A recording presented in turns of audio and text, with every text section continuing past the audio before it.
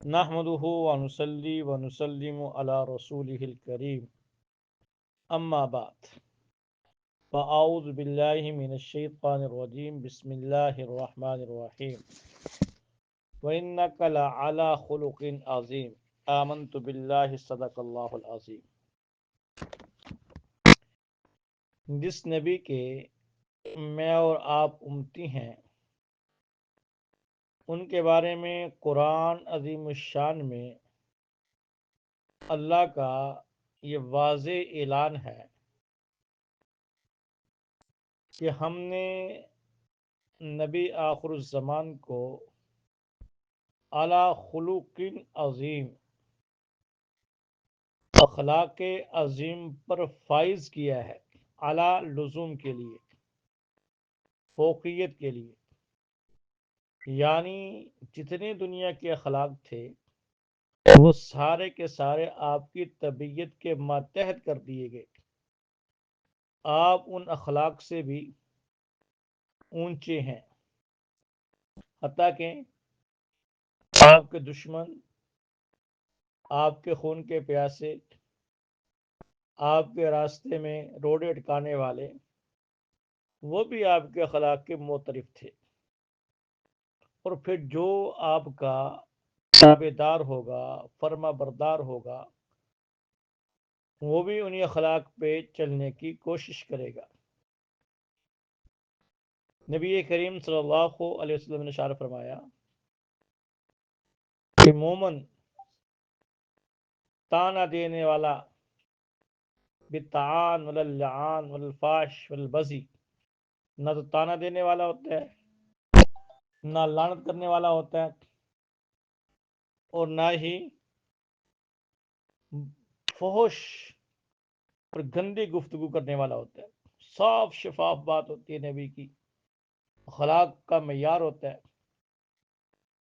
اور ہم اپنے اکابر کو دیکھیں کہ لوگ ان کو دیکھ کے کلمہ پڑھ لیتے تھے. ان کی چال، رفتار، انداز، گفتار، کردار ایسا کہ کافر بھی کلمہ پڑھنے پہ مجبور ہو رہے. چند منٹ آ کے گفتگو کی، اخلاق سے ایسے متاثر ہوئے کہ ہاتھ بڑھا کے کلمہ پڑھ لیا. اور اس امت کے اندر ایسے ایسے لوگ گزرے ہیں. مجد الفسانی رحمۃ اللہ علیہ نے مکتوبات میں لکھا ہے کہ 20 سال گناہ لکھنے والے فرشتے کو گناہ لکھنے کا موقع نہیں ملا. صاف شفاف زندگی گزری. میں نے اپنے والد صاحب رحمۃ اللہ علیہ کو دیکھا، اپنے زندگی کے آخری ایام میں فرمایا تھا، 3 باتیں یاد ہیں مجھے. ایک تو یہ فرمایا کہ دیکھو میری زندگی کے اندر کوئی نماز قضا نہیں، نہ میرے ذمے کوئی روزہ ہے کہ تمہیں فدیہ دینا پڑے گا. نمبر 2، میں نے کبھی زندگی میں کسی کا گونگلو پاڑ کے نہیں کھایا. دیہاتوں میں جاتے ہیں، شلگم لگے ہوتے ہیں، گنے لگے ہوتے ہیں، کوئی ادھر سے پھاڑ لیتا ہے، کوئی ادھر سے اٹھا لیتا ہے.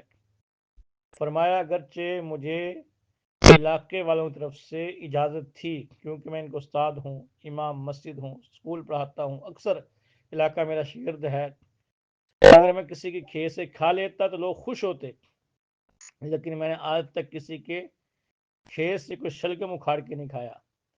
نمبر 3، میں نے زندگی میں کسی کو گالی نہیں دی، کسی کتے کو بھی کتا نہیں کہا. یہ امت کے اخلاق ہیں. اس کے بالمقابل ہم مرزا قادیانی کو دیکھتے ہیں، اس کی زبان کی گندگی کو دیکھتے ہیں، حیران ہو جاتے ہیں کہ یہ آدمی دعویٰ کیا کر رہا ہے اور اس کی زبان اس سے کیا گل کھلوا رہی ہے. یہ کوئی شریف انسان بھی کہلوانے کا مستحق نہیں. آج کے ہمارے سبق میں مختصر اس کی زندگی کے وہ الفاظ مغلظات جو اس نے اپنی زبان سے بکے اور کائنات میں کسی مقدس ہستی کو نہیں بخشا. حتیٰ کہ اللہ رب العزت جو سب کا خالق مالک اور رازق ہے اس کے بارے میں ایسے ایسے کلمات جملے زبان سے نکال دیے کہ انسان بیان کرتے ہوئے کپ کپاتا ہے، لکھتے ہوئے شرماتا ہے۔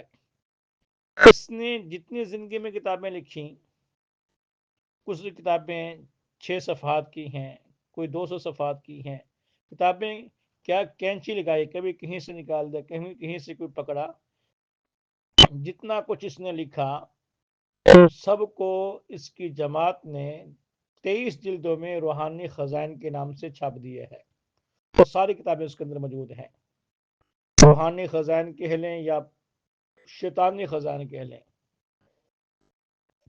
تو جہاں بھی آپ مرزا قادیانی کی کسی کتاب کا حوالہ پڑھیں گے، ساتھ میں خزائن کا بھی حوالہ ہوگا کہ یہ جو کتاب ہے فلان جلد ہے خزائن کی، اس کے صفحے پہ ہے۔ تو اللہ رب العزت کے بارے میں اس نے کہا کہ مجھ سے میرے رب نے بھی بیعت کی ہے، یعنی یہ اتنی پہنچی ہوئی نعوذ باللہ سرکار ہے کہ اللہ نے بھی اس کی بیعت کی ہے۔ روحانی خزائن کے اندر جلد 18 کے اوپر اس نے جو جلد 18 ہے اس میں صفحہ 227 ہے، اس میں اس نے لکھا ہے۔ اور ایسے روحانی خزائن کی جلد 5 میں اس کی کتاب عین کمالات اسلام اس کو شامل کیا ہے۔ اس میں یہ لکھتے ہیں کہ میں نے اپنے تئیں خدا کے طور پر دیکھا ہے، یعنی میں نے اپنے آپ کو اللہ دیکھا ہے کہ میں خود اللہ ہوں، نعوذ باللہ۔ میں یقین سے کہہ سکتا ہوں کہ میں وہی ہوں اور میں نے آسمان تخلیق کیا ہے۔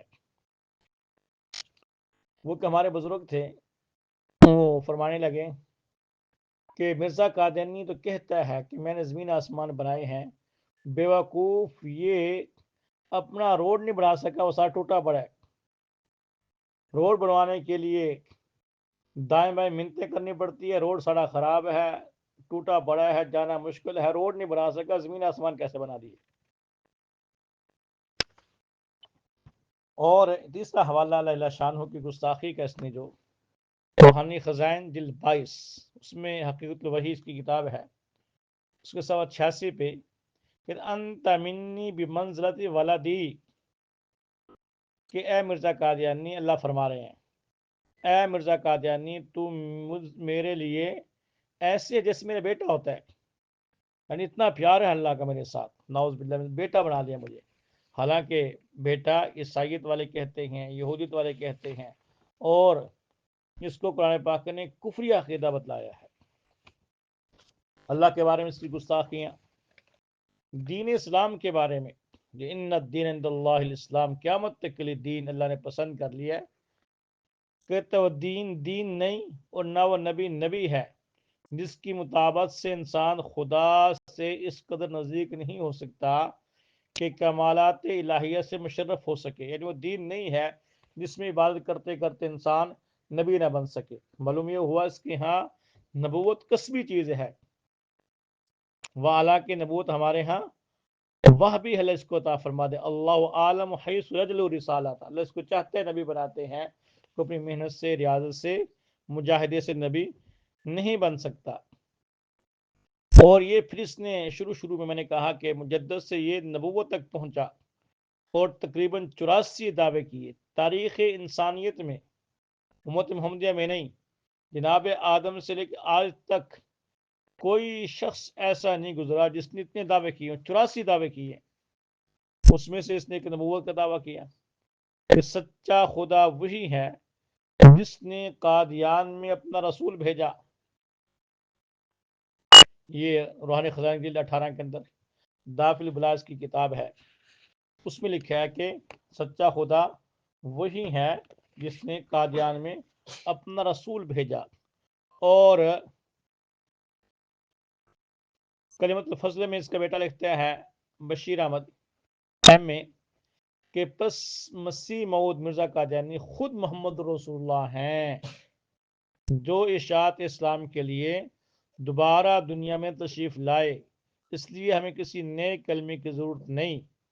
ہاں محمد رسول اللہ صلی اللہ علیہ وسلم کی جگہ کوئی اور آتا ضرورت پیش آتی، وہی نبی جو مکے میں پیدا ہوا دوبارہ قادیان میں پیدا ہو گیا، نعوذ باللہ من ذالک، کا ہندوؤں کا عقیدہ ہے۔ اور یہ کلمے کے اندر لا الہ الا اللہ محمد رسول اللہ پڑھتے ہیں، یہاں محمد سے مراد وہ محمد نہیں لیتے بلکہ محمد سے مراد مرزا قادیانی لیتے ہیں۔ اب اندازہ کیجئے کہ کتنی خرافات ہیں، ایک بھی ایسی زبان سے غلطی سرزد ہو جائے تو انسان دائرہ اسلام سے خارج ہو جاتا ہے۔ اور لوگ کہتے ہیں مرزائی تو بڑے اخلاق والے ہیں، تو بڑے جی کرتے ہیں، ان کو تو بڑے اخلاق ہیں۔ ان بیوقوفوں کو یہ حوالے دیکھنے چاہیے کہ یہ اخلاق ہیں جو نہ اللہ کو بخش رہا ہے، نہ دین اسلام کو بخشتا ہے، نہ اللہ کے محبوب ہستی کو بخش رہا ہے، اس کے بارے میں زبان درازی کرتا ہے۔